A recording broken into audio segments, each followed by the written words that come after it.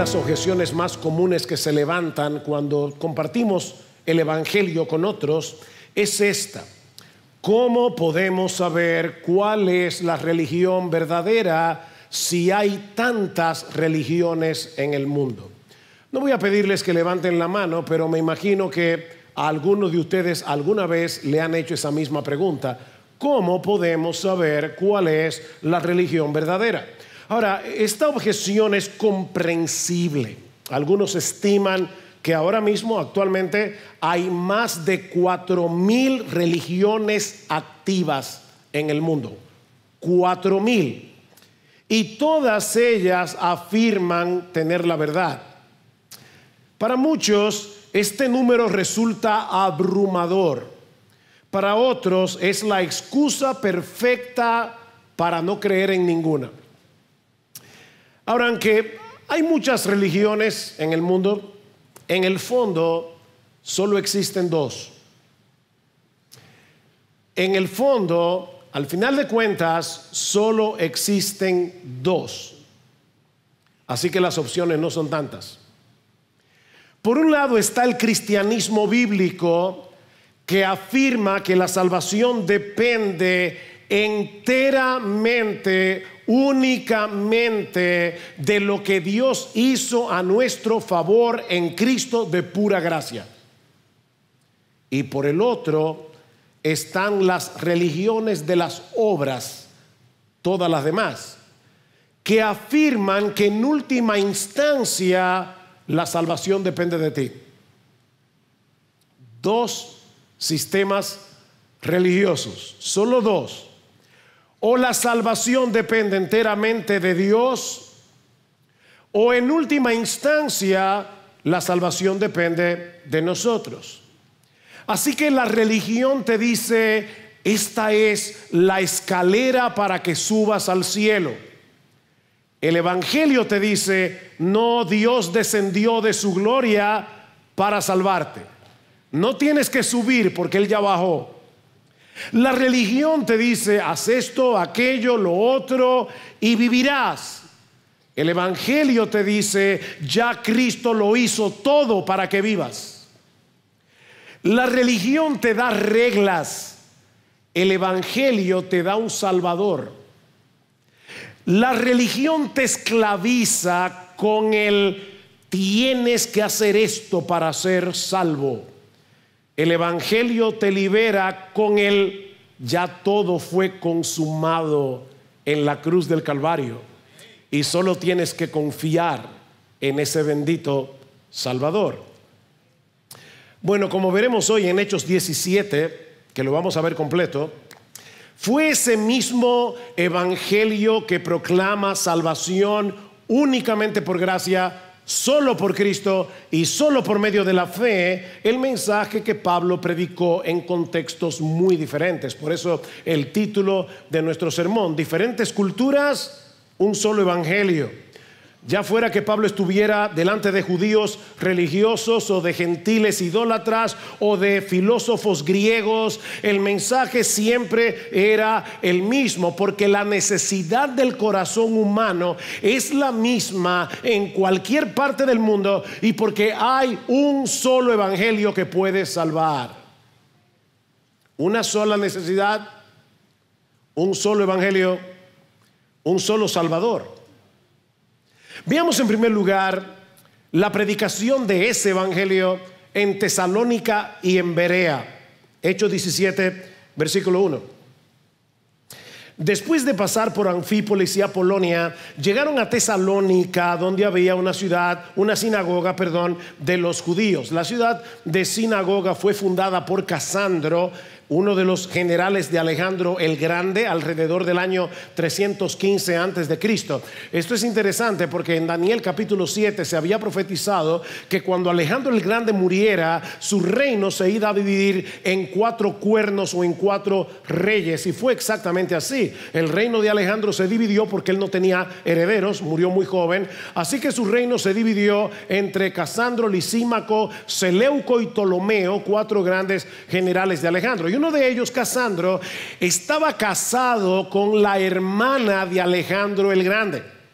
¿Y cómo se llamaba la hermana de Alejandro? Tesalonique. ¿De dónde viene el nombre de Tesalónica?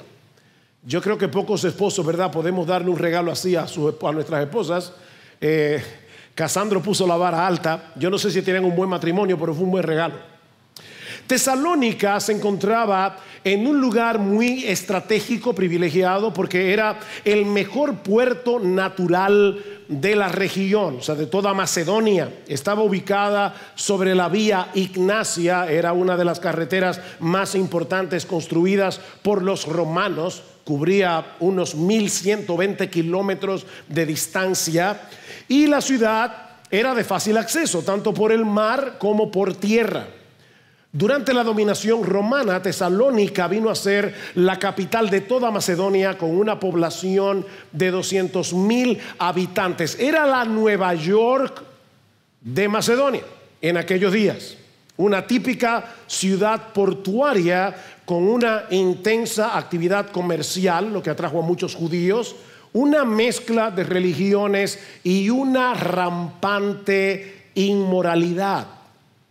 Cuando Pablo y Silas llegaron a Tesalónica, hicieron lo que siempre solían hacer: buscar una sinagoga y enseñar y predicar el evangelio a los judíos. Vean los versículos 2 y 3. Y Pablo, según su costumbre, fue a ellos y por 3 días de reposos discutió con ellos, basándose en las escrituras, explicando y presentando evidencia de que era necesario que el Cristo padeciera y resucitara de entre los muertos, y diciendo: este Jesús a quien yo os anuncio es el Cristo, el Mesías, el Salvador prometido.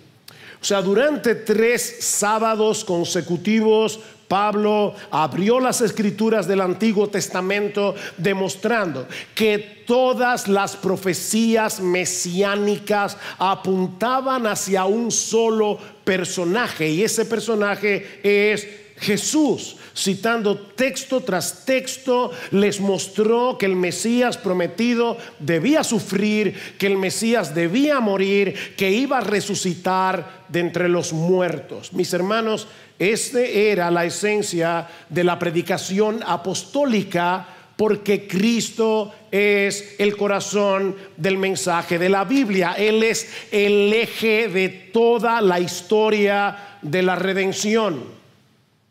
La Biblia, mis hermanos y amigos que nos visitan, no es un libro de historias sueltas con lecciones morales. Este libro no se hizo para enseñar moral y cívica. Es una sola historia tejida por un solo autor y que apunta hacia una sola persona, nuestro bendito Señor y Salvador Jesucristo. Desde Génesis hasta Malaquías, el Antiguo Testamento no hace otra cosa que preparar el camino para la llegada de Jesús. Ese fue el mensaje de Pablo en Tesalónica, el mismo que predicaba donde quiera que iba, y el resultado fue sorprendente. Versículo 4. Algunos de ellos creyeron y se unieron a Pablo y a Silas, juntamente con una gran multitud de griegos temerosos de Dios y muchas de las mujeres principales. Mucha gente se convirtió al Señor. Y por supuesto, de inmediato comenzaron los problemas. Versículo 5. Pero los judíos, llenos de envidia, llevaron a algunos hombres malvados de la plaza pública, organizaron una turba y alborotaron la ciudad, y asaltando la casa de Jasón, procuraban sacarlos al pueblo. Al no encontrarlos, arrastraron a Jasón y a algunos de los hermanos ante las autoridades de la ciudad, gritando: estos que han trastornado al mundo han venido acá también, y Jasón los ha recibido. Y todos ellos actúan contra los decretos del César, diciendo que hay otro rey, Jesús. El verbo que se traduce como trastornar en el versículo 6, los que trastornan al mundo, tiene connotaciones políticas. Y esto es importante para que entendamos lo que está pasando aquí. La idea era que los misioneros habían ido a Tesalónica a armar una revolución. Por eso la otra acusación era que ellos estaban desafiando al César, proclamando a otro rey llamado Jesús. En otras palabras, pretenden acusarlos de alta traición. Ahora, aunque Jesús mismo le dijo a Pilato que su reino no era de este mundo, ¿recuerdan eso? El Evangelio sí proclama a Jesús no solo como el Salvador que perdona pecados, sino también como un rey que tiene pleno derecho sobre toda nuestra vida. Alguien decía, y me encantó esta frase, que Jesús y el César son dos reyes diferentes. El César era un rey humano que pretendía ser Dios. Cristo es un rey divino, el Dios verdadero, que por amor a nosotros se hizo hombre, pero sigue siendo rey y sigue siendo Dios. Y esto es importante porque hoy día el evangelio está de moda. Hay mucha gente que se identifica como una persona religiosa, contrario a lo que muchos pueden pensar. Esta es una época espiritual. Hay un montón de gente que dice: yo soy espiritual y aún hasta creo en Jesús. Bueno, mi amigo, déjame decirte algo con toda claridad. Venir a ser cristiano es mucho más que aceptar los hechos históricos relacionados con Jesús. Venir a ser cristiano es mucho más incluso que aceptar a Jesús como Salvador. Es rendirse ante Él, levantar la bandera blanca ante Él como Rey de Reyes y Señor de Señores, para hacer su voluntad y no la nuestra. Cristo no es como Carlos III. O sea, Cristo no es como los reyes de Inglaterra, monarcas que no gobiernan, que dependen del parlamento. No, Él es un monarca que lo reclama todo de ti: tu conciencia, tus decisiones, tus posesiones, tu tiempo, tu vida, tus sueños.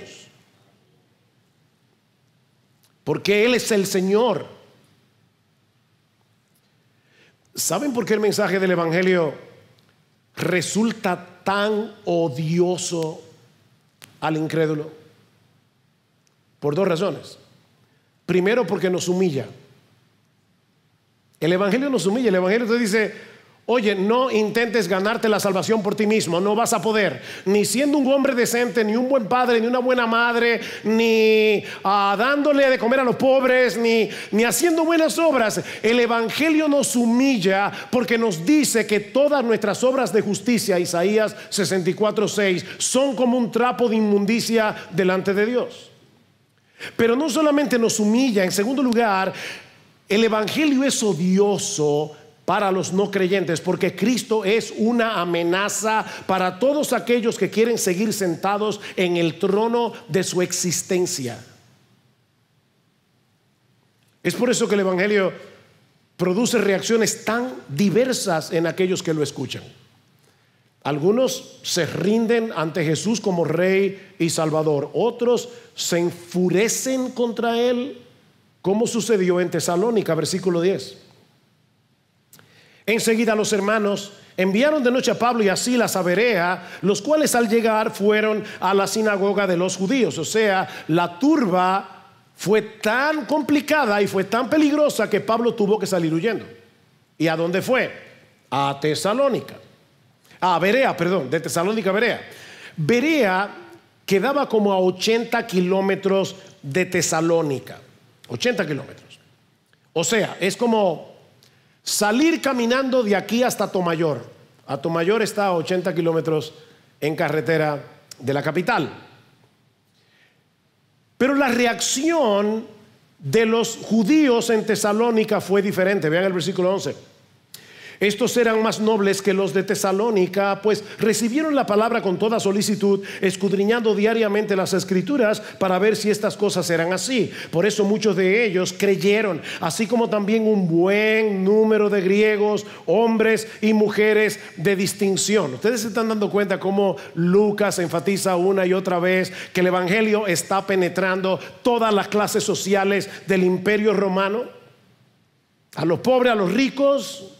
Lucas nos dice que estos eran más nobles que los de Tesalónica, y no porque fueran más inteligentes o porque tuvieran una qué sé yo, eran más educados. No, era porque tenían una mejor disposición para recibir la palabra. Y noten que estos hombres y mujeres de Tesalónica no eran ingenuos, no eran crédulos.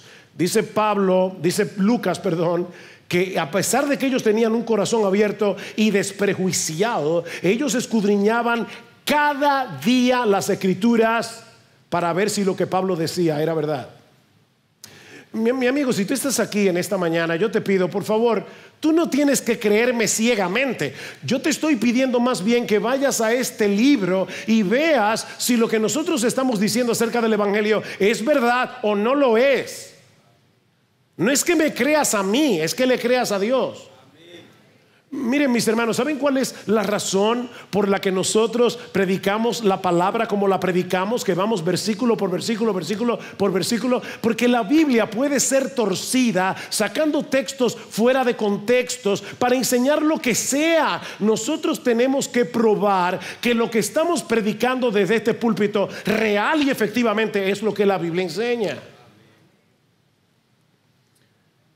Bueno, finalmente las personas en Berea se convierten al Señor.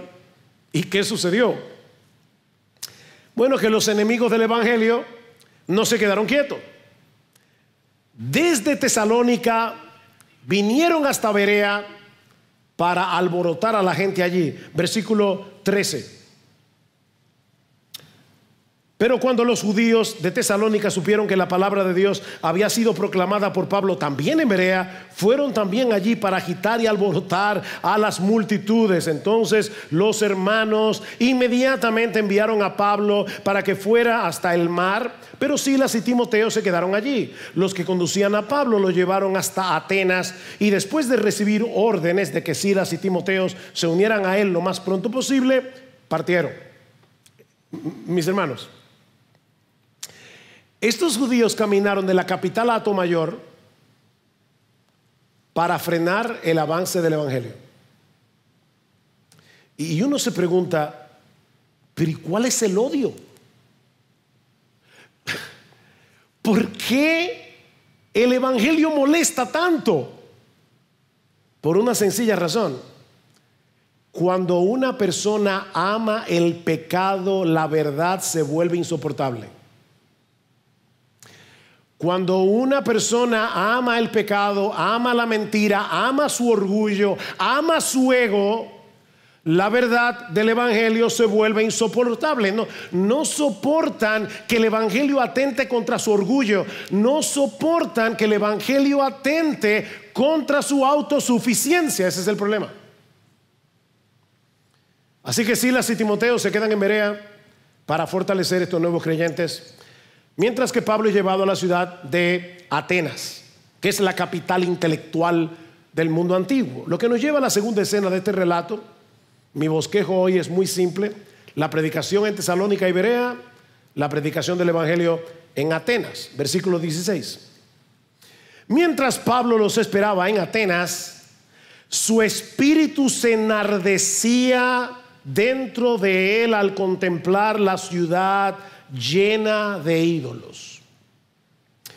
Aunque en esta época la ciudad ya no tenía la gloria que una vez tuvo, por ejemplo en los días de Pericles, Atenas seguía siendo famosa en todo el mundo por su arquitectura, por su arte y sobre todo por su historia intelectual. Hace unos años tuvimos mi esposa y yo la oportunidad de visitar las ruinas de Atenas, y es impresionante que todavía al día de hoy en ruinas Atenas es impresionante. Uno se puede imaginar Me refiero a la parte del Partenón, el Acrópolis, toda esa parte que está en ruinas, todavía es impresionante. Atenas, era la ciudad de Sócrates, de Platón, de Aristóteles. Para cualquier persona culta del mundo greco-romano, y Pablo definitivamente era un hombre culto, Atenas era una ciudad digna de ser visitada, digna de ser admirada. Y sin embargo, en medio de todo ese arte, esa historia y ese aire de profunda intelectualidad, lo que chocó a Pablo, lo que más impactó a Pablo, es que toda la ciudad estaba entregada a una grosera y vulgar idolatría. La palabra que usa Lucas cuando dice que estaba llena de ídolos solo aparece aquí en todo el Nuevo Testamento. Y es una palabra interesante porque es compuesta de kata, que significa debajo, y ídolos, que significa ídolos. Así que lo que Pablo está diciendo, lo que Lucas está diciendo, es que la ciudad estaba sofocada, o que la ciudad estaba inundada de ídolos. Un escritor satírico romano de la época decía que en Atenas era más fácil encontrar a un dios que a un hombre. Así de llena de ídolos estaba Atenas. Las calles estaban llenas de estatuas, de dioses y de diosas. En cada lugar prominente había un templo dedicado a una deidad diferente. En lo alto, por supuesto, de la ciudad estaba la Acrópolis. La palabra Acrópolis lo que significa es una ciudad elevada o una ciudad en lo alto, en donde se levantaba el Partenón, un templo dedicado a Atenea, la diosa protectora de la ciudad, de quien Atenas recibe su nombre. Es de la diosa Atenea. Dentro del Partenón se encontraba una imponente estatua de Ateneas, que fue esculpida nada más y nada menos que por Fidias, uno de los mejores y más famosos escultores de la época, y estaba hecha de una mezcla de oro y de marfil. Pero Pablo no estaba impresionado de ese despliegue artístico, arquitectónico, ni por la fama cultural de la ciudad. Pablo no fue a Atenas a tomarse un selfie en el Partenón. Su espíritu se enardecía, dice Lucas, al ver a una ciudad esclavizada por la idolatría, atrapada en un sistema de pensamiento que adoraba a la criatura antes que al creador. Esta palabra griega que se traduce como enardecía es la palabra griega paroxino, de donde viene nuestra palabra en español paroxismo. Según la Real Academia de la Lengua, el paroxismo es la exaltación extrema de las pasiones y de los afectos. Pablo estaba profundamente indignado al ver la gloria de Dios suplantada por la adoración de imágenes. Y hermanos, yo me pregunto, ¿cómo reaccionamos nosotros hoy a la idolatría? Porque no olviden que la idolatría tiene muchas caras. Un ídolo es todo aquello que suplanta a Dios. No tiene que ser una imagen tallada en piedra o tallada en madera. Puede ser una carrera profesional. Puede ser tener un cuerpo hermoso, una relación sentimental, la aprobación de los demás, el dinero, el entretenimiento, el placer, el poder, el éxito, los hijos, el matrimonio, aún el ministerio. Hermanos, cualquier cosa que suplante a Dios es un ídolo. Todo lo que ocupe en nuestro corazón el lugar que solo le corresponde a Dios. Todo lo que defina nuestra identidad, todo lo que gobierne nuestras decisiones, todo lo que determine nuestro sentido de valor, se ha convertido en un ídolo si no es Dios. Así que nosotros vivimos en un mundo igualmente sofocado, anegado, inundado de ídolos, igual que en Atenas. No están en altares visibles, pero nos rodean en la publicidad, en las redes sociales, en los valores, en las ideologías que promueve nuestra cultura. Y se disfrazan tan bien que muchas veces ni los creyentes se dan cuenta que ya han puesto un ídolo en su corazón. Miren, los ídolos no suelen ser cosas malas, sino cosas buenas que convertimos en lo esencial, en lo que no estamos dispuestos a perder. Y solo hay un arma capaz de poner a los ídolos en evidencia y destronarlos de nuestro corazón: el evangelio de la gloria de Cristo. Versículo 17. Así que Pablo discutía en la sinagoga con los judíos y con los gentiles temerosos de Dios, y diariamente en las plazas, o sea, en el ágora, con lo que estuvieran presentes. El ágora era una especie de mercado, pero ahí no solamente se vendía mercancía, ahí se hablaban, se discutían las ideas. También disputaban con él algunos de los filósofos epicúreos y estoicos, y algunos decían: ¿qué quiere decir este palabrero? Y otros: parece ser un predicador de divinidades extrañas, porque les predicaba a Jesús y la resurrección. Algo que me llama la atención es que Pablo sabe cómo moverse en un ambiente multicultural. Él podía predicar el mismo evangelio en la sinagoga, en el ágora griego, donde sea, el mismo evangelio, pero siendo sensible a su audiencia. Hermanos, nosotros tenemos que saber con quién estamos hablando para poder predicarle el evangelio de una forma sencilla. Pablo no solo predicó en la sinagoga, también predicó en la plaza pública, en el ágora. Y ahí se topa con los filósofos más influyentes del momento, los epicúreos y los estoicos. ¿Y quiénes son estos? Bueno, los epicúreos creían que los dioses estaban tan distantes que ellos no se interesaban ni influían en los asuntos humanos. Para ellos, la clave de la vida era buscar el placer, pero no tanto en el desenfreno, importante esto, sino en la ausencia de dolor, en una vida tranquila y sin sobresaltos. Es lo que los griegos llamaban ataraxia. Yo no sé cuántos de ustedes, bueno, yo soy muy alérgico y hay un antihistamínico que se llama Atarax. Bueno, viene de ahí. De hecho, el Atarax no solamente se usa para la alergia, sino también para los ataques de ansiedad y para los que sufren de insomnio, porque te tomas un Atarax y a ti se te olvidan tus deudas. Entonces, la idea aquí es llegar a experimentar la ataraxia. Esos son los epicúreos.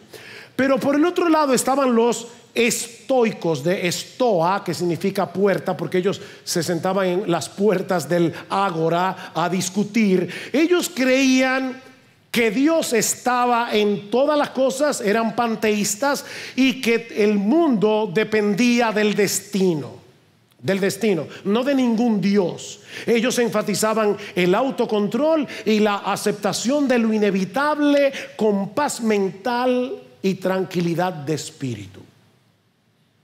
¿Han escuchado ustedes a este individuo que alguien se le acerca y dice: oye, fulano, pero tú no envejeces? Es que yo no discuto por nada. No puede ser por eso. Está bien, no será por eso. Es esa vida así como fluye y deja fluir. Cuando los estoicos y los epicúreos escucharon a Pablo, no sabían qué pensar. Uno decían: es un palabrero. Obviamente para ti, para mí hoy, esa palabra no significa nada, pero era un insulto bien fuerte, porque palabrero es una palabra griega que significa el ave que come de la alcantarilla y va juntando semillas de todo tipo y luego hace algo diferente. Un charlatán, en buen dominicano. Esa era la idea. O sea, Pablo es un descerebrado, no tiene cerebro, y coge un poco de aquí, un poco de allí, un poco de allá, y ahora hace una religión. Es un charlatán. Pero otros decían, no, yo creo que él es un predicador de divinidades extrañas. Y dice Lucas, porque predicaba a Jesús y a la resurrección. Perdonen, hermanos, que hoy particularmente estoy usando tantas palabras griegas, pero es que de lo contrario va a ser difícil entender lo que está pasando en el trasfondo. La palabra resurrección en griego es anástasis. De manera que los atenienses pensaron que Pablo predicaba a dos deidades. Fíjense que dice divinidades en plural extrañas. ¿Cuáles son las dos deidades? Una masculina llamada Jesús y una femenina llamada Anástasis. Así que la asamblea o el auditorio era difícil. Pero aún así, ellos deciden darle a Pablo la oportunidad de explicar sus doctrinas. Versículo 19. Lo tomaron y lo llevaron al Areópago diciendo, podemos saber qué es esta nueva enseñanza que proclamas, porque te oímos decir cosas extrañas, por tanto queremos saber qué significan. Y ahora dice Lucas irónicamente, pues todos los atenienses y los extranjeros de visita allí no pasaban el tiempo en otra cosa sino en decir o en oír algo nuevo. Parece que los atenienses se mudaron aquí. Les encanta teorizar. A veces mi esposo y yo los lunes íbamos a un lugar a tomar un café por la tarde y tuvimos que dejar de ir porque se reunían un grupo de hombres a hablar y arreglar el país todos los días. Yo decía, mi madre, pero no tenían familia. Bueno, los atenienses eran así. Ellos les encantaba discutir de ideas. Y Pablo capitaliza eso. Lo llevan al Areópago, que era una especie de tribunal muy respetado entre los atenienses, que se reunían en la colina de Ares, al sudoeste de la Acrópolis. De paso, me llamó la atención cuando estuvimos en Atenas, que a pesar de que a Pablo lo trataron tan mal en Atenas, hoy día si vas a la Acrópolis, te vas a encontrar en el Areópago con el discurso de Pablo plasmado en bronce, enterito en griego. Interesante. Y de hecho hay una calle cerca del Areópago en honor a Pablo. Lamentablemente eso es ahora, no lo fue en aquel tiempo. Estos atenienses eran tan religiosos que se habían cubierto las espaldas levantando un altar al Dios desconocido. Versículo 22. Pablo, poniéndose en pie en medio del Areópago, dijo: varones atenienses, percibo que sois muy religiosos en todo sentido. Esto es una pieza, un ejemplo de cómo evangelizar en medio de una cultura pagana. Porque mientras pasaba y observaba los objetos de vuestra adoración, hallé también un altar con esta inscripción: al Dios desconocido. Bueno, lo que vosotros adoráis sin conocer, ese es el que yo predico. Hace tiempo escuché a alguien decir que cuando nosotros viajamos no llenamos las maletas de cosas necesarias, sino de por si acasos. ¿Se identifican con eso? Mira, déjame llevar esto por si acaso. Tú vas llenando la maleta de por si acaso. Bueno, este era un altar dedicado al por si acaso. O sea, ellos tenían altares para Atenea, para Mercurio, para todo el panteón de dioses del Olimpo. Y por si acaso no vaya a ser cosa, levantaron un altar al Dios desconocido. Y muy sabiamente Pablo toma este altar como punto de partida. Dice: bueno, ya que ustedes reconocen que hay un Dios al que ustedes adoran sin conocer, permítanme ayudarles a corregir esa deficiencia, porque ese precisamente es el Dios al que yo predico, al que ustedes no conocen. Versículo 24. El Dios que hizo el mundo y todo lo que en él hay, puesto que es Señor del cielo y de la tierra, no mora en templos hechos por manos de hombres, ni es servido por manos humanas, como si necesitara de algo, puesto que él da a todos vida y aliento y todas las cosas. Interesante que en todo su discurso Pablo se abstiene de citar directamente el Antiguo Testamento, porque esta gente no conocía la Biblia. Así que Pablo no le dice, en Génesis 1:1 dice, en el principio creó Dios los cielos y la tierra. Pero si ustedes analizan con cuidado el discurso de Pablo, se van a dar cuenta que es completamente bíblico. Completamente bíblico. Y él comienza por donde comienza la Biblia. Génesis 1:1, el Dios que hizo los cielos y la tierra. Todo cuanto existe deriva de él su existencia. Así que él no mora en templos hechos por manos humanas, ni necesita nada de nadie. ¿Saben qué es lo que está detrás de lo que Pablo está diciendo? La sorprendente, maravillosa gracia de Dios. Piénsenlo.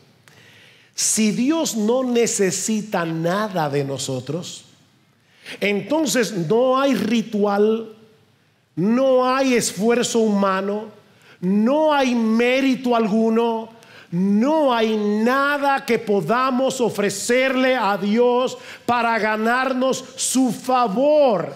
Él es el dador, no el receptor. Mi amigo, Dios no está en el cielo esperando nada de ti que no sea tu humillación, que no sea el hecho de que vengas a Él arrepentido de tus pecados y rendido ante su soberanía. Mi amigo, óyeme bien, te lo voy a decir con cariño y con amor. Dios no te necesita, ni a ti ni a mí tampoco. Él es quien da vida, aliento y todas las cosas. En otras palabras, lo que Pablo está diciendo, la salvación no se basa en lo que tú puedes hacer por Él, sino en lo que Él ha hecho por ti.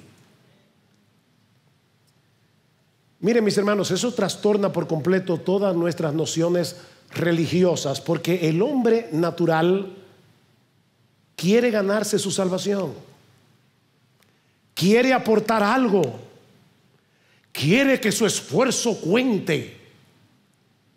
Por eso las religiones, excepto el cristianismo verdadero, resultan tan atractivas porque alimentan el orgullo. Las religiones alimentan el orgullo. Pero Pablo nos dice, no, Dios no necesita nada de ti. Él es autosuficiente. Y ¿saben qué? Eso nos humilla y nos libera al mismo tiempo. Nos humilla y nos libera. Nos humilla porque nos dice que no podemos hacer absolutamente nada para salvarnos. Nada, excepto arrepentirnos y creer. Pero al mismo tiempo nos libera porque nos muestra que la salvación está al alcance de todos por medio de la fe. Sin obras, sin méritos, sin ceremonias, sin rituales, sin esfuerzo humano. Nada, solo creer. Eso es el Evangelio.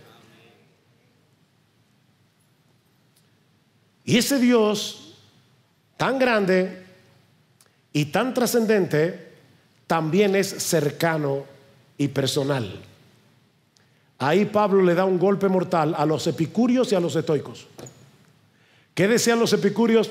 ¿Y tú crees que a Dios le importa lo que está pasando aquí? ¿Qué decían los estoicos? Dios es todo y todo es Dios. Dicen no. Hay una diferencia fundamental entre la criatura y el creador.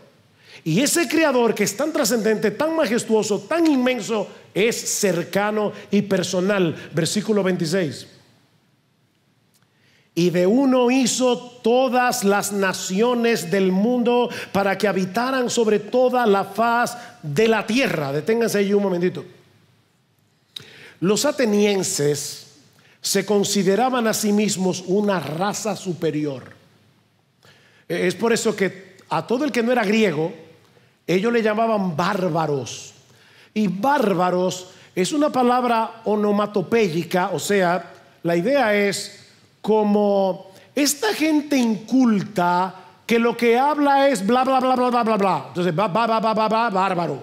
Entonces, la idea es burlarse de todo el que no es griego. ¿Ven el punto? Esta gente era étnica y culturalmente superior. Sin embargo, Pablo les dice, ¿saben qué, atenienses? Dios hizo a todos los seres humanos de uno solo, Adán. Todos descendemos del mismo tronco. Y por lo tanto, no existe ninguna raza que sea superior a otra. Pero Pablo dice también que Dios ha determinado la historia y la geografía humana para que los hombres lo busquen, aunque lo hagan a tientas. Versículo 26 en la mitad dice, habiendo determinado sus tiempos señalados y los límites de su habitación, para que buscaran a Dios, si de alguna manera palpando le hallen, aunque no está lejos de ninguno de nosotros. Wow, eso es impresionante. Pablo está diciendo que Dios es soberano sobre toda la historia humana. Cada nación, cada imperio, cada generación, cada familia se encuentra en el lugar y en el tiempo señalado por Él. ¿Se dieron cuenta? Dice, Él puso los límites de su habitación. Y todo eso con un propósito, para que lo busquen. Óyeme, Dios coloca a las personas, a todas las personas, en ciertas culturas, tiempos, lugares, los lleva a experimentar una gama muy variada de experiencias, y todo eso para despertar en nosotros el anhelo de algo más. Dios se las ingenia para para que tú percibas ese vacío en ti, para moverte a buscarlo. Por supuesto, Él dice, a tientas, porque el hombre en su pecado no quiere al Dios vivo y verdadero. Pero lo que Pablo está diciendo es que nadie está donde está por casualidad. Dios te ha puesto en este lugar, en esta época, en tu familia, en tu país, con tus luchas, tus preguntas, para que lo busques, aunque sin la obra del Espíritu sea una búsqueda a tientas, como la de un ciego palpando una pared. El hombre en su pecado no quiere al Dios vivo y verdadero. Pero escuchen cuál es el argumento de Pablo. Él está diciendo, ustedes son muy religiosos. ¿Por qué son religiosos? Porque ustedes en el fondo saben que necesitan algo más allá de ustedes mismos. Ustedes son religiosos incurables, les dice Pablo, porque saben que necesitan algo más. Es una búsqueda real, pero distorsionada, como la de un ciego que no quiere ver. A pesar de que Dios no está lejos, dice Pablo, Dios no está lejos. Él ha dejado testimonio en la creación. Él ha dejado testimonio en la conciencia humana. Yo sé que yo he dicho esto otras veces, pero si yo le dijera a ustedes en esta mañana que este edificio es una de las maravillas de la naturaleza, porque este edificio no lo diseñó nadie ni lo construyó nadie, sino que se hizo solo porque a través de millones y millones y millones y millones de años, los vientos, la lluvia, los terremotos fueron colocando cada piedra en su lugar y salió este edificio.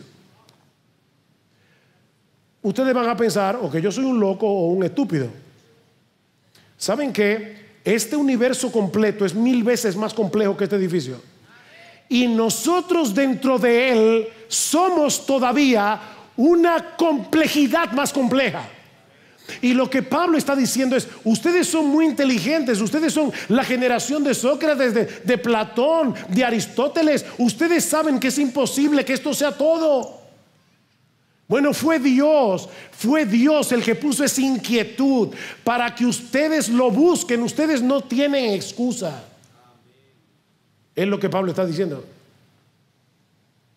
Es el mensaje similar al que dio en otro lugar pagano, en Antioquía, de Pisidia, cuando dice, cuando quisieron adorar a Pablo y a Bernabé, ustedes se acuerdan, y Pablo dice, no, nosotros también somos hombres de igual naturaleza que vosotros, y os anunciamos el evangelio para que os volváis de estas cosas vanas a un Dios vivo, que hizo el cielo, la tierra, el mar y todo lo que en ellos hay, el cual en las generaciones pasadas permitió que todas las naciones siguieran sus propios caminos, y sin embargo no se dejó de dar testimonio de sí mismo, haciendo bien, dándonos lluvias del cielo, estaciones fructíferas, llenando vuestros corazones de sustento y de alegría.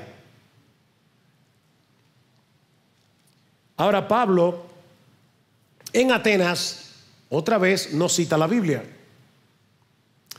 ¿Saben que Pablo era uno de los hombres más cultos de su época? No, Pablo, para probar su argumento, le cita a dos de sus propios poetas, a Epiménides y a Arato de Soles, que era, por cierto, paisano de Pablo. La palabra poeta, para ti y para mí, lo que significa es uno que escribe poesía, pero en realidad lo que esa palabra significa es un hacedor. Así que Pablo está diciendo, ustedes tienen hacedores muy inteligentes aquí, como Epiménides, versículo 28, porque en él vivimos, nos movemos y existimos, como algunos de vuestros mismos poetas han dicho, porque también nosotros somos linaje suyo. Siendo pues linaje de Dios, no debemos pensar que la naturaleza divina sea semejante a oro, plata o piedra, esculpidos por el arte y el pensamiento humano. Es como si Pablo les estuviera diciendo, ¿acaso ustedes no ven la incoherencia de su religiosidad? Ustedes mismos reconocen que venimos de Dios. ¿Cómo van a creer que Él puede ser representado por algo que ustedes mismos fabrican con sus manos? Es el mismo argumento de Isaías, pero usando a los poetas griegos. ¿Cómo ustedes pueden pensar que eso que ustedes mismos hacen es un Dios? Es como si una escultura pensara que ella puede crear al escultor que la hizo. ¿Ven lo absurdo? O sea, la idolatría no solamente es absurda, lo que Pablo le está diciendo es, recuerden, esta es la capital del intelecto en el mundo antiguo, y él está diciendo, ustedes no se dan cuenta que la idolatría no solo es pecaminosa, sino que también es irracional. Ustedes quieren tener a un Dios, le dice Pablo, pero uno que ustedes puedan controlar, uno que ustedes puedan moldear, uno que ustedes puedan limitar, y por eso fabrican ídolos. Pero el Dios verdadero no puede ser contenido. El Dios verdadero no puede ser manipulado por rituales. Él es el creador de todo y de todos. Y a ese Dios al que ustedes no conocen es el que yo estoy predicando y el que ustedes necesitan urgentemente. Versículo 30. Por tanto, habiendo pasado por alto los tiempos de ignorancia, Dios declara o manda ahora a todos los hombres en todas partes que se arrepientan. El altar al Dios desconocido era una evidencia de su ignorancia. Pero ahora Pablo les está diciendo, ¿saben qué? La ignorancia de ustedes es una ignorancia culpable. Por eso tienen que arrepentirse. Es el mismo argumento de Romanos 1. ¿Qué dice Pablo en Romanos 1? Porque la ira de Dios se revela desde el cielo contra toda impiedad e injusticia de los hombres que detienen con injusticia la verdad, porque lo que de Dios se conoce les es manifiesto, pues Dios se lo manifestó, su eterno poder, su deidad, son visibles por medio de las cosas hechas, de modo que no tienen excusa. La creación necesita un creador. El diseño necesita un diseñador. Así que Pablo les está diciendo: ustedes necesitan arrepentirse. Decía un ex ateo, Budzisewski, lo pueden buscar en internet. Era ateo, y luego que él se convierte al Señor, él dice: el hombre ha decidido hacerse el tonto, pretendiendo que no conoce lo que sí conoce. Y él se basa en Romanos 1. Él dice: es que Dios ha dado pruebas demasiado evidentes de su existencia, pero yo quiero hacerme el tonto y pretender que yo no sé si ese Dios existe, o incluso negar abiertamente que existe. Hace unos años yo escribía unos artículos en uno de los periódicos locales, salían todos los sábados, y a veces había personas que me escribían porque mi correo electrónico estaba allí. Una persona me escribió insultándome todo el correo, pero en una parte me llamó la atención que él decía: yo soy agnóstico. Entonces yo le respondí la carta, le oré al Señor que me ayudara a ser sumamente amable, y le dije: mire, fulano de tal, ya que usted mismo se identifica como agnóstico, agnóstico lo que significa es no conocimiento. Hay agnósticos que dicen: Dios no puede ser conocido. Hay agnósticos que dicen: bueno, yo no sé, por lo menos yo, si existe o no existe un Dios. Yo le dije: bien, yo reconozco ahora que usted ha dicho que es agnóstico. De paso, la palabra agnóstico está conectada con la palabra latina ignoramus, de donde viene la palabra ignorante. O sea, que si usted se reconoce como una persona que ignora, debería tener un espíritu enseñable y afable para recibir, porque puede ser que haya alguien que conozca lo que usted no conoce. Entonces no debería ser tan dogmático. Sin embargo, el agnóstico dice: no, eso no puede ser conocido. La verdad no puede ser conocida, Dios no puede ser conocido, pero lo dicen tan dogmáticamente que lo que están diciendo en el fondo es: yo creo dogmáticamente que no se puede ser dogmático.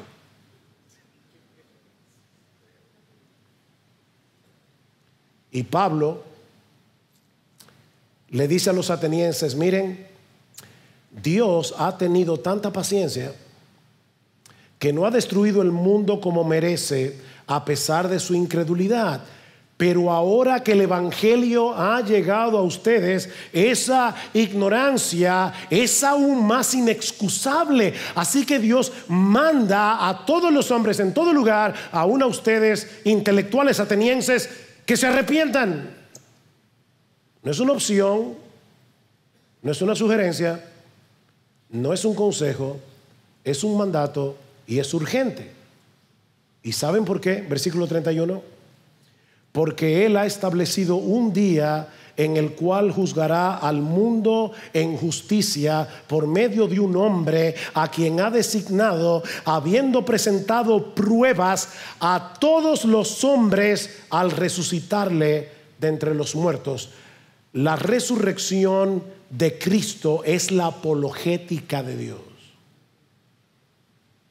Él está diciendo: miren, atenienses, hay un día señalado en el calendario de Dios en el que Él juzgará al mundo con justicia por medio de Jesús. Mi amigo, déjame decirte algo: si este mundo no termina en un juicio donde todo el mundo reciba lo que realmente merece, esta vida aquí es una broma muy pesada. Porque hay mucha gente que hace y deshace y nunca reciben lo que merecen. Y en el camino se llevan por el medio a mucha gente y causan mucho sufrimiento. Pablo está diciendo: la resurrección de Cristo no solamente es una esperanza para los creyentes, es también una advertencia para el mundo. La resurrección de Cristo es la apologética de Dios, mis hermanos.